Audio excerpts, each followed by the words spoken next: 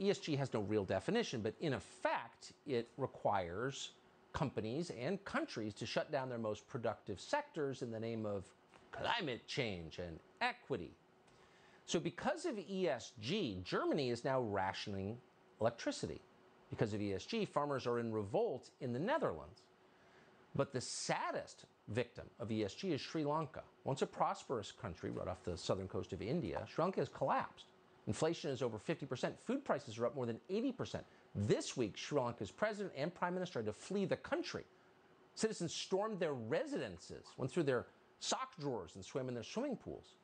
Now, it was just a few years ago that the World Economic Forum published an article entitled, and we're quoting, "This is how we will make Sri Lanka rich by 2025.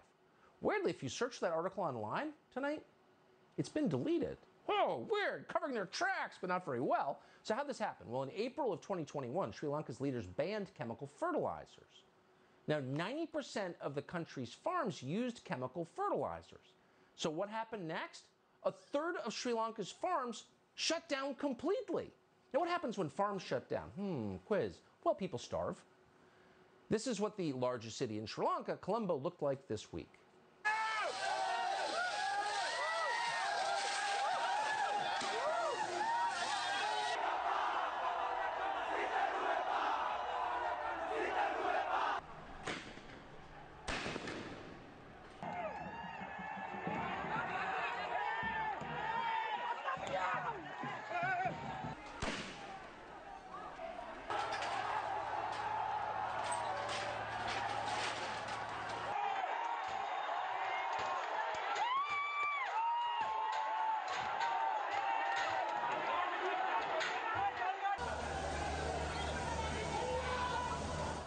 That's what the Green New Deal looks like in Sri Lanka. Now, we know what you're thinking. Oh, so pampered lifestyle liberals in the United States just destroyed something else.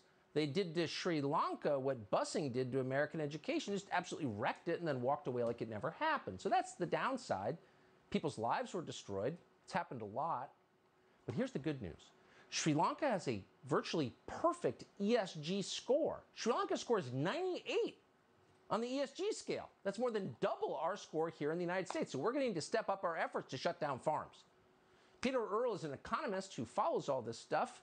Peter, thanks so much for coming on. ESG seems like the kind of idea that winds up in the pictures you just saw. This seems inevitable for any place that applies it.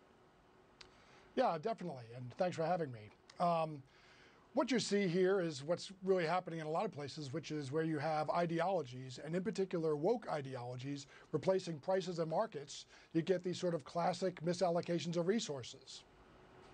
So what's so interesting is that these ideas come from woke Western liberals who are so painfully sensitive on questions of race. They did this to an entirely non-white country, completely destroyed the country.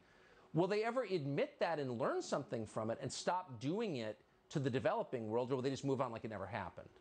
I think we have a pretty good template for that in the way they treat socialism. Whenever it fails, they say, well, you know, it wasn't real socialism.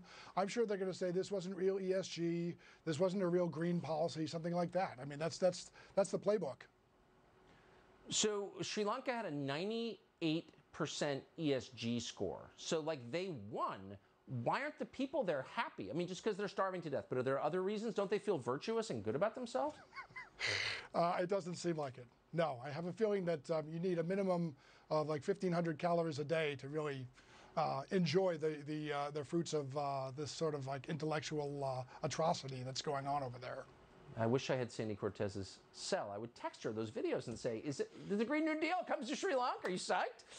Peter Earle, I appreciate your take on this. Thank you, because it's true. Great to be here. So we told you a story last week about a convenience store clerk in Harlem called Jose Alba, an immigrant from the Dominican Republic who was working at midnight on a Friday trying to give people lotto tickets and beer and was attacked by a violent criminal, defended himself, stabbed the guy to death. He was charged with murder. But then the girlfriend of the criminal, turns out, stabbed Alba.